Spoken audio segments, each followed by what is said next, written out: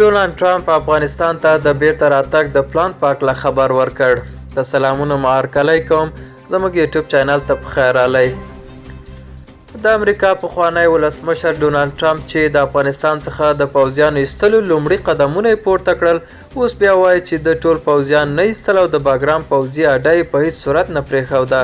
خو جو بایدن ملامتوي چې پرته له قید او شرط څخه یې ټول امریکایي پوځیان له افغانستان څخه وایستل.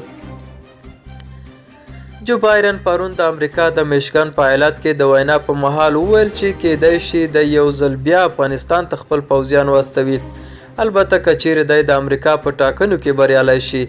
نوموړي زیاته کړه چې افغانستان ته به خپل پوځیان د امریکایي وسلو د بیرته اخیستلو لپاره لیږي. ډونالډ ټرمپ په خپلو خبرو کې وویل چې د نړۍ تر ټولو پرمختللي نظامي وسایل مو په افغانستان کې پرېښودل او ډېره احمقانه پرېکړه وه. د زیاته کړه شاید یو ورځ بیا افغانستان ته ورشو او خپلې وسلې بیرته ترلاسه کړو. شنونکي وایي د افغانستان مسله ډونالډ ټرمپ د جو بایدن په وړاندې په تبلیغاتي ډول استفاده کوي.